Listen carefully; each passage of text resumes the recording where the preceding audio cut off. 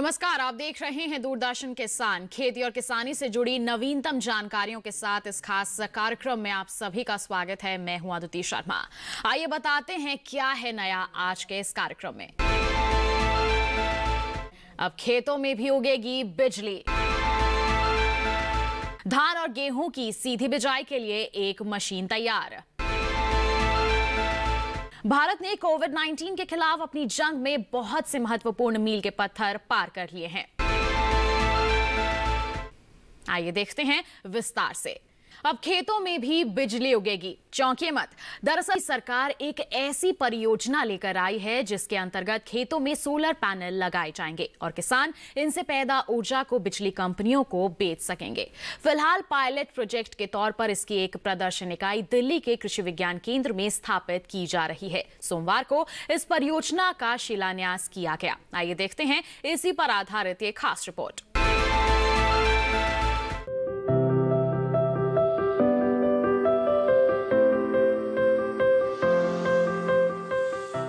दिल्ली में मुख्यमंत्री कृषि आय बढ़ोतरी परियोजना चल रही है।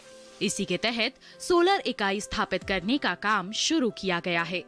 देश में अपनी तरह की ये पहली परियोजना है। इसके अंतर्गत जमीन से 10 से 15 फीट की ऊंचाई पर सोलर पैनल स्थापित किए जाएंगे और उनके नीचे खेती पहले की तरह होती रहेगी। सोलर पैनलों से जो बिजली उत्पन्न होगी उससे न सिर्फ किसान अपने कृषि कार्य कर सकेंगे बल्कि बची बिजली को विद्युत कंपनियां खरीद लेंगी। इस तरह किसानों को कृषि के अलावा अतिरिक्त आमदनी मिल सकेगी। ये परियोजना किसानों की आय दोगुनी करने में भी मददगार साबित हो सकती है। उम्मीद है कि इस तरह के एक संयंत्र से किसान को 6 लाख रुपए की सालाना आमदनी हो जाएगी। ये दिल्ली सरकार की एक बड़ी अनूठी योजना है जिसका उद्देश्य ये है कि किसान को अपनी खेती के साथ साथ सोलर एनर्जी जनरेट करने से भी आय हो। तो खेती में हम कई बार देखते हैं कि मौसम की वजह से, कई बार कुछ और वजह से आय जो है खेती से कम हो पाती है और किसान को कई बार अपनी पूरी जो लागत है वो उसकी भी भरपाई नहीं हो पाती है। तो अगर खेत में सोलर पैनल रहेंगे तो सोलर एनर्जी जितनी जनरेट हो रही है उससे जो आय होगी वो एक किस तरह से किसान की एक फिक्स्ड इनकम हो जाएगी और उसके बाद जो खेती से इनकम होगी वो उसके ऊपर से बोनस रहेगा। तो ये जो आज हमने प्रोजेक्ट शुरू किया है जिसका भूमि पूजन आज हुआ है, ये प्रोजेक्ट इसी का एक सोलर डेमोन्स्ट्रेशन फार्म है कि किस तरह से ये सोलर पैनल्स लगेंगे पिलर्स के ऊपर और फिर कैसे उनके नीचे खेती होगी। सोलर पैनल्स रहेंगे तो थोड़ा सा हमें उम्मीद है कि धूप वगैरह का भी जो है वो पूरा खेतों को मिलेगा, ज़्यादा धूप भी नहीं लगेगी और हर 15 दिन में जब सोलर पैनल्स क्लीन होंगे तो इरिगेशन अपने आप हो जाएगा। तो ये बहुत सारी चीज़ें हैं जो कि किसानों के लिए खेती करते रहने को फ़ायदेमंद बनाती है और इसका अल्टीमेट उद्देश्य ये है कि जो ज़मीन खेती से डाइवर्ट करके हाउसिंग या पक्के मकान या कॉलोनीज़ बनाने में जा रही है उस ज़मीन पर किसान खेती करते रहें और खेती में उन्हें दिन बड़ी अच्छे से इनकम हो।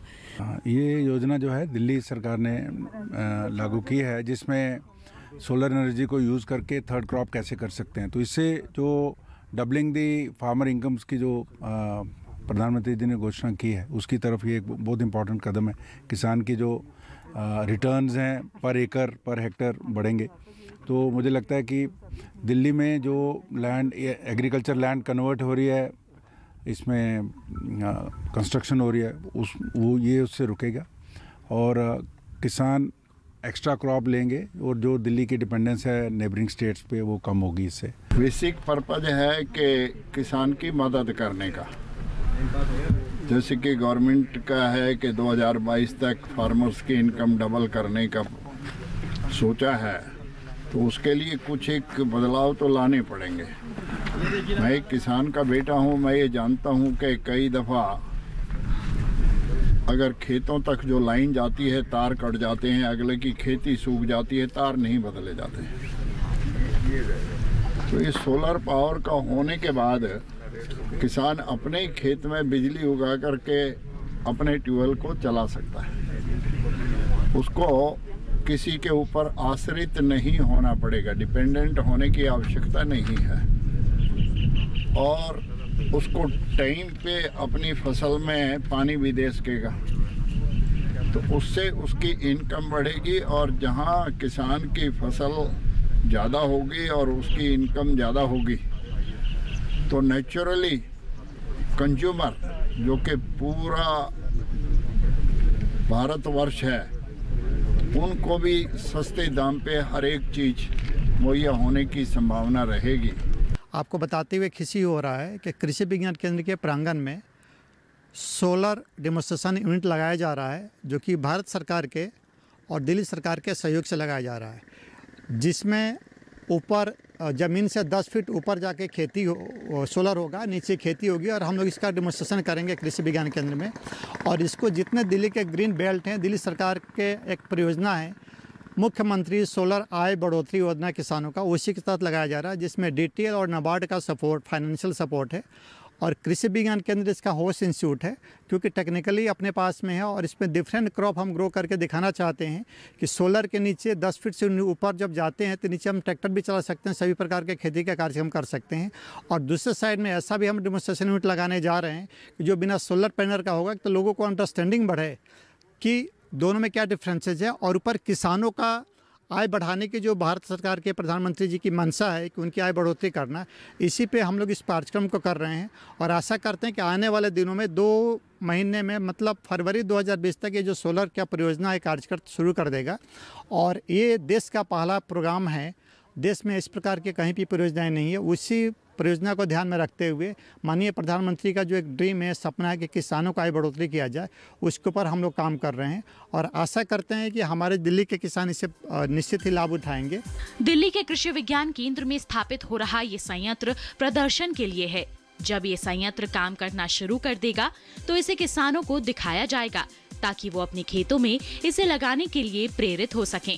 इस संयंत्र से 110 किलोवाट बिजली उत्पन्न हो सकेगी। उम्मीद है कि फरवरी 2021 से ये पूरी तरह काम करना शुरू कर देगा। जो आमतौर पर किसान भाई खेती करते हैं, इस खेती के करने में जितनी भी हमारी जो आमतौर पे परंपरागत तरीके से खेती करते हैं या आधुनिक तरीके से खेती करते हैं, उसमें कोई बिना बाधा पहुँचे ही हम इस जो सोलर पैनल्स है सोलर के, इसके नीचे हम जैसे जितनी भी सब्जी वाली खेती है, टमाटर है, बैगन है, मिर्च है, शिमला मिर्च है, पालक है, जो लीफी वेजिटेबल्स है, रूट वेजिटेबल्स, इन सारी चीज़ों को हम आसानी से बिना कोई बाधा के खेती कर सकते हैं। खेती की आमदनी के साथ साथ इससे जो हमारे सोलर से एनर्जी जो हमें अर्जित होगा, वह हम दिल्ली सरकार के जो BCS है, अन्य कंपनियां हैं, इनको दी जाएगी और उनको एक निश्चित दर पे हमारी जितनी भी यूनिट का आमदनी होगा, वह किसानों को ये आमदनी के तौर पे अर्जित की जाएगी, जिससे कि खेती के साथ साथ किसानों को एक हमारा अन्य स्रोत से जो है हमें अधिक आय अर्जित की जा सकती है, जिससे हम आने वाले समय में दिल्ली के जो ग्रीन बेल्ट है, उन क्षेत्रों में जो छोटे किसान हैं, खेती के साथ साथ अगर हम ये सोलर पैनल्स के द्वारा बिजली का उत्पादन करके और उससे खेती के अलावा हम अन्य आय अर्जित करके अधिक मुनाफा कमा सकते हैं और अपने जीवन यापन को सफलतापूर्वक चला सकते हैं। दिल्ली में किसानों की जोत की जमीन लगातार कम हो रही है, जिसका सीधा असर उनकी आमदनी पर पड़ रहा है। यही वजह है कि किसान खेती की जमीन निर्माण कार्यों के लिए बेच रहे हैं। ये सोलर परियोजना न सिर्फ उनकी आय बढ़ाएगी, बल्कि दिल्ली के हरित क्षेत्र को भी बचाएगी।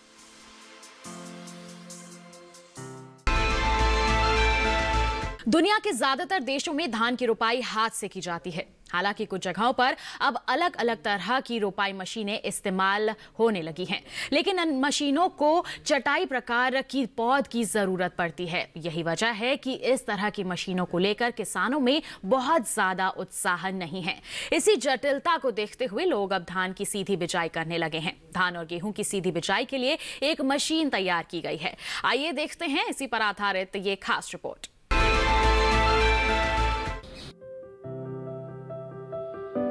मशीन से चटाई की तरह रोपाई करने में हालांकि मेहनत कम लगती है, लेकिन लागत बहुत ज्यादा आती है। दूसरा, ये तरीका जटिल भी बहुत है। एक तो इसमें चटाई के आकार में पौध तैयार करनी होती है और दूसरे अलग अलग तरह की मिट्टी में मशीन की दक्षता अलग अलग रहती है। यही वजह है कि रोपाई मशीनों को अपनाने की रफ्तार धीमी है। वर्तमान समय में किसान धीरे धीरे धान की सीधी बिजाई तकनीक को अपनाने लगे हैं और मिट्टी को अच्छी तरह भुरभुरा बनाकर और छिड़कवा विधि से धान बो रहे हैं।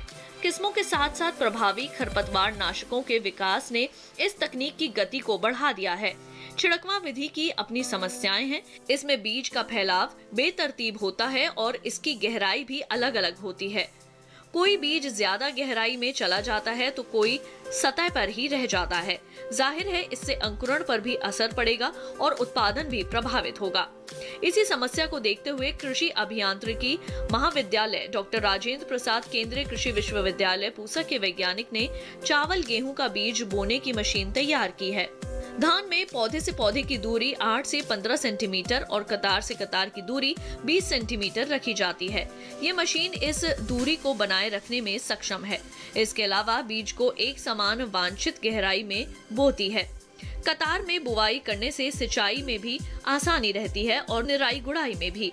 हाथ रोपाई विधि में जहां दर्जनों मजदूरों की जरूरत होती है, वहीं इस मशीन को चलाने के लिए सिर्फ 2 लोग चाहिए और ये मशीन एक दिन में आधा हेक्टेयर तक बुआई कर सकती है। इसमें 2 ड्रम लगे हैं और हर ड्रम में एक बार में 5 किलो तक बीज भरा जा सकता है, लेकिन विशेषज्ञ 3 किलो की ही सलाह देते हैं।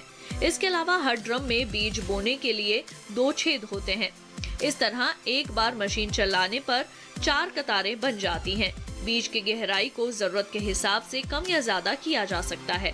किसान चाहे तो 1 सेंटीमीटर गहराई पर भी बुआई कर सकते हैं और चाहे तो 3 सेंटीमीटर पर भी। मशीन की गुणवत्ता परखने के लिए वैज्ञानिक बिहार के अलग अलग इलाकों में गए और किसानों के खेतों में चावल गेहूं बोने की मशीनों को आजमाया।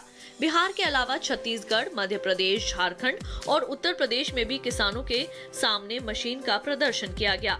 नतीजे काफी सकारात्मक रहे और रोपाई विधि के मुकाबले इस मशीन से सीधी बिजाई करने पर पैदावार में 5 से 25% तक की बढ़ोतरी दर्ज की गई। इतना ही नहीं, मशीन से बिजाई करने पर प्रति हेक्टेयर फसल लागत में 10,450 रुपए की बचत हुई। हालांकि कुछ किसान मशीन को ठीक तरह से नहीं चला पाए, जिससे उनके यहाँ नतीजे उतने उत्साहवर्धक नहीं रहे। कुछ जगहों पर ज्यादा खरपतवार और कम नमी से भी समस्या आई। हालांकि सभी ने माना कि चावल गेहूं बोने की इस मशीन के इस्तेमाल से धान की सफलतापूर्वक खेती की जा सकती है, जिससे 4,000 से 5,000 रुपए प्रति एकड़ की शुद्ध बचत हो जाती है। अभी समय हो चला है एक छोटे से ब्रेक का। आप कहीं मत जाइए, जल्द ही हाजिर होंगे। बने रहिए दूरदर्शन के साथ पर।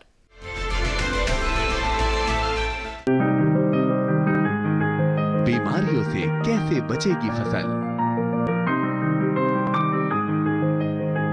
मवेशियों की मुश्किलों का क्या है हल? कहां से लाएं बीज? कितनी लगेगी खाद? किसानों के हर फोन का विशेषज्ञ देंगे जवाब। देखिए हेलो किसान लाइव सोमवार से शुक्रवार शाम 6 बजे।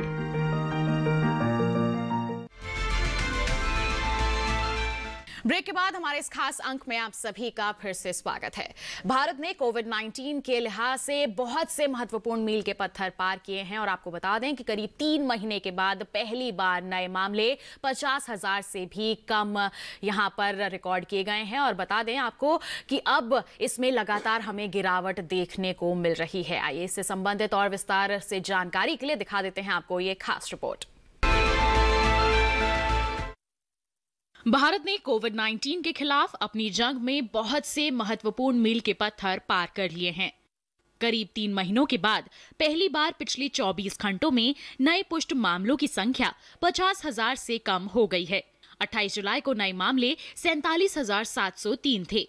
प्रतिदिन बड़ी संख्या में कोविड रोगियों के ठीक होने से और मृत्यु दर में भी लगातार गिरावट आने से भारत का सक्रिय मामलों में गिरावट दर्ज करने का रुख जारी है। एक अन्य उपलब्धि सक्रिय मामलों की संख्या में 10% से ज्यादा की गिरावट आना है। आज की तिथि पर देश में कुल सक्रिय मामलों की संख्या 7.5 लाख से कम है, जो कुल मामलों का 9.85% है।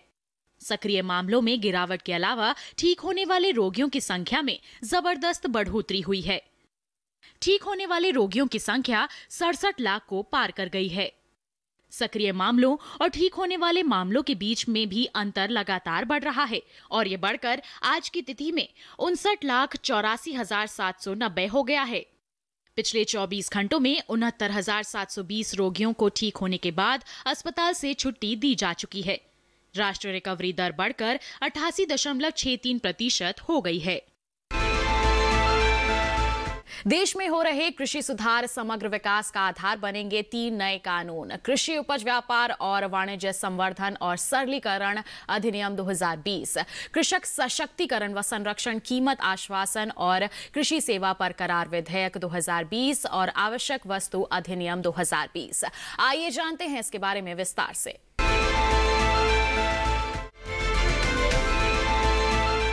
आज हमारे साथ एडिशनल सेक्रेटरी हैं कृषि एवं किसान कल्याण मंत्रालय में अलका भार्गव जी हैं, जिनसे जानते हैं मई में आज जो ये कानून पारित किया गया है, किसानों के अगर हम पॉइंट ऑफ व्यू से देखते हैं तो ये कितना फ़ायदेमंद हो सकता है?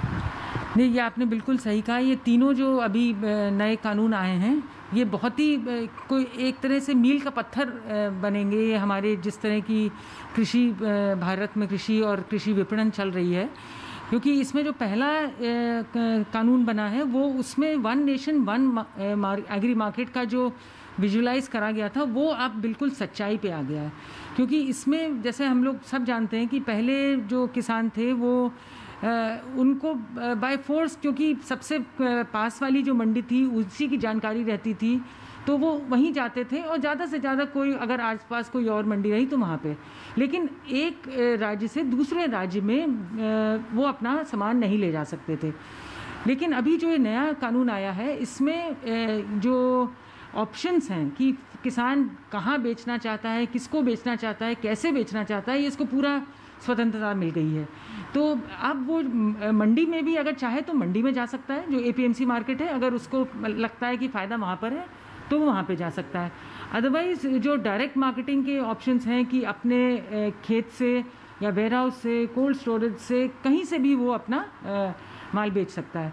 तो ये तो किसान की तरफ की फ़ायदेमंद है, लेकिन व्यापारी को भी फ़ायदा हुआ है क्योंकि पहले उसको हर मंडी के लिए लाइसेंस लेना पड़ता था और इंटर स्टेट ट्रेड में उसको दूसरे स्टेट का भी लाइसेंस लेना चाहिए पड़ता था। अब इसमें कोई समस्या नहीं है। एक पैन कार्ड अगर है व्यापारी के पास तो वो कहीं भी जाके डायरेक्ट खरीदारी कर सकता है। और जो दूसरा जो उसको संक्षिप्त में अगर कहें तो कॉन्ट्रैक्ट फार्मिंग एक्ट है, तो उसमें अब बड़ा स्ट्रक्चर्ड एक सिस्टम ला दिया गया है कि किसान और जो स्पॉन्सर है उनके बीच में लीगल एग्रीमेंट कैसे होगा कॉन्ट्रैक्ट का। क्योंकि अब तक जो होता भी था कॉन्ट्रैक्ट्स तो वो अनरिटन या कुछ मौखिक से हो जाते थे, लेकिन इसमें किसान के लिए सेफगार्ड्स बहुत रखे गए हैं। क्योंकि किसान थोड़ा सा वीक साइड अगर समझें उसको इस कॉन्ट्रैक्ट में, तो पूरे सेफगार्ड्स हैं कि जैसे पहले से ही पता रहेगा कि मेरे को किस बायर को देना है अपना सामान, किस क्वांटिटी का वो लेगा, किस प्राइस पे लेगा। तो ये फसल लगने के पहले ही प्राइस दोनों जने आपस में तय कर लेते हैं। और फिर ये है कि अगर जब वो सामान उठाएगा तो वो उस समय तो रसीद अपनी दे देगा, इनफैक्ट दोनों कानून में ये है, और 3 दिन में पेमेंट करना होगा।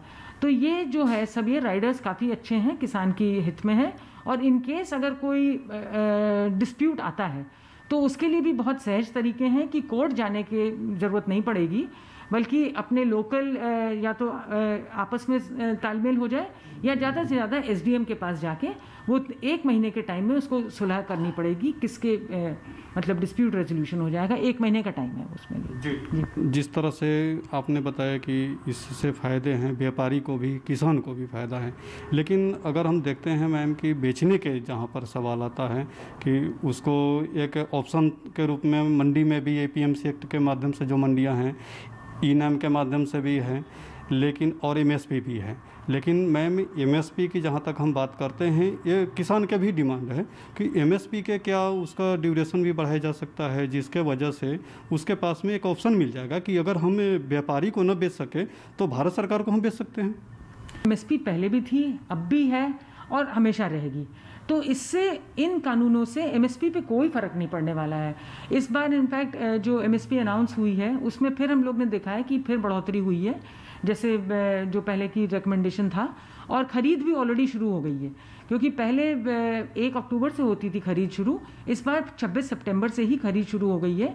तो इसको तो बिल्कुल खंडित करना चाहिए एट ऑल लेवल्स कि इन कानून से आने से एमएसपी पे कोई फ़र्क नहीं पड़ रहा है, एमएसपी चालू रहेगी जैसे हमेशा से रही है। जी, अगर हम कॉन्ट्रैक्ट फार्मिंग की बात करते हैं मैम, तो कॉन्ट्रैक्ट फार्मिंग से छोटे किसान हैं उसको कितना फ़ायदा होगा, और क्या देश में ऐसा कहीं पर एक मॉडल के रूप में विकसित किया गया है? ये कॉन्ट्रैक्ट फार्मिंग इनफैक्ट मैं ये कहूँगी ये तीनों जो एक्ट आए हैं तो इनको अलग से ना देखा जाए, इसके साथ साथ बहुत सारे रिफॉर्म्स और भी लिए गए हैं, बहुत नई स्कीम्स आई हैं मंत्रालय में। जैसे आपने कॉन्ट्रैक्ट फार्मिंग की बात करी, तो छोटे किसानों के लिए सबसे ज़रूरी एक महीने पहले एक स्कीम आई थी कि वो एफपीओ बनेंगे, हम लोग 10,000 एफपीओ बनाने की बात है अगले 5 साल में। तो इससे जो छोटे किसान जुड़ के एक समूह में काम करेंगे तो उनकी बार्गेनिंग पावर भी ज़्यादा बढ़ेगी और वो अपना सेफगार्ड ज़्यादा अच्छे से कर पाएंगे, और कॉन्ट्रैक्ट फार्मिंग जो स्पॉन्सर है उसको भी आसानी रहेगी कि उसको एक बल्क प्रोड्यूस पूरे एफपीओ से मिल जाएगा, तो इससे दोनों तरफ का फ़ायदा होगा। जी, मैम इसमें एक कानून एसेंशियल कमोडिटी अमेंडमेंट एक्ट है जो 1955 के हैं, उसमें मैम इसमें सुधार किया गया है कि जो स्टॉक लिमिट से था उसको हटा दिया गया है, आलू प्याज या जो भी आवश्यक वस्तु है। इससे क्या कालाबाजारी वगैरह कुछ बढ़ेगा या जो किसान है उसको कुछ फ़ायदा होगा? नहीं, इससे तो बहुत फ़ायदा होगा, क्योंकि इसमें ये मंशा थी कि इससे इन्वेस्टमेंट को भी इनकरेजमेंट मिलेगा प्राइवेट सेक्टर को, क्योंकि ये अब स्टॉक लिमिट्स नहीं रहेंगी इन अपने जो आपने जैसे चिन्हित करे कमोडिटीज़ के लिए, तो प्राइवेट इन्वेस्टमेंट आएगा। और रूरल इंफ्रास्ट्रक्चर, रूरल एरियाज़ में जो हमारी कोल्ड चेन्स हैं या बाकी जैसे विलेज हार्ट्स को करना है और ग्रामीण हाटों को बनाना है, उसमें हम लोग ये देख रहे हैं कि इन्वेस्टमेंट ज़्यादा आएगा। और प्राइवेट सेक्टर, इनफैक्ट आप लोग पढ़ भी रहे होंगे मीडिया में भी, बहुत जो बड़ी कंपनीज़ हैं वो लोग भी बहुत खुश हैं इन कानूनों से, और वो लोग चाह रहे हैं कि आगे आके वो इन्वेस्टमेंट करें, जिससे उनका किसानों के साथ डायरेक्ट मार्केटिंग जो अब तक थी वो और ज़्यादा बढ़ के आएगी। तो उसमें किसानों को भी फ़ायदा होगा और जो इंडस्ट्री है उनको भी फ़ायदा होगा, और एंड जो कंज्यूमर है उसको भी फ़ायदा मिलेगा। जी मैम, जैसे अगर हम भंडारण की बात करते हैं, इसमें प्राइवेटाइजेशन गांव में आएगी, ठीक है, और इसके बाद में अगर हम फूड प्रोसेसिंग मिनिस्ट्री की बात करते हैं तो उनका भी इसमें बहुत बड़ा रोल होने वाला है। आप मैम एग्रीकल्चर मिनिस्ट्री में महत्वपूर्ण पदों पर हैं, क्या आपका फूड प्रोसेसिंग मिनिस्ट्री से इस मैटर पर कोई बातचीत हो रही है? बिल्कुल लगातार होती है, क्योंकि पूरी ये तो कड़ी है। अगर एग्री वैल्यू चेन आप देखें तो रिसर्च, प्रोडक्शन और एंड प्रोसेसिंग और मार्केटिंग, ये तो पूरी कड़ी को ही देखा जा रहा है। तो जैसे अगर फूड प्रोसेसिंग की आप बात करेंगे तो अभी हम लोग के यहाँ प्रोसेसिंग लेवल्स कम हैं, लेकिन जैसे बैकवर्ड लिंकेज लेंगे तो आईसीआर ने प्रोसेसेबल वैरायटीज़ बनाने का अपने टारगेट्स रखे हैं, तो वो वाली ही 10 वैरायटीज़ ऑलरेडी रिलीज़ करी जा चुकी हैं, टमाटर, आलू, इन सब किस्मों की, और वो किसान जब उगाएगा तो वो फिर प्रोसेसेबल वैरायटीज़ होंगी और इंडस्ट्री आके प्रोसेसिंग यूनिट्स भी लगा सकता है। तो जो 2 बड़ी स्कीम्स हैं मिनिस्ट्री ऑफ फूड प्रोसेसिंग की, एक तो मेगा फूड पार्क्स पुरानी वाली स्कीम है, कृषि संपदा योजना जो है, और अभी एक हाल में उनकी एक और स्कीम अप्रूव हुई है, प्रधानमंत्री support for food processing micro enterprises. तो उसमें हम लोग बराबर उनसे बात कर रहे हैं, और इनफैक्ट आज भी एक ऑर्गेनिक की जो हमारी स्कीम है नॉर्थ पूर्वोत्तर राज्यों के लिए, mission organic value chain development for north east, तो उसमें हमारी स्टेट्स के साथ आज बात है। उसमें फूड प्रोसेसिंग मिनिस्ट्री के भी ऑफिसर्स आएंगे और वो बताएंगे हमारे ऑर्गेनिक एफपीओस को, जो ऑर्गेनिक मिशन चला रही हैं स्टेट्स को, कि ये दोनों स्कीम्स को किस तरह आपस में जोड़ के ज़्यादा अच्छा कर सकें, क्योंकि इसमें जो फूड लॉस और वेस्टेज है वो अगर हम लोग कम करेंगे तो मतलब ऐसा ही होता है कि जैसे फूड प्रोडक्शन हो गया, so food lost, reducing food loss and wastage is as good as food produced.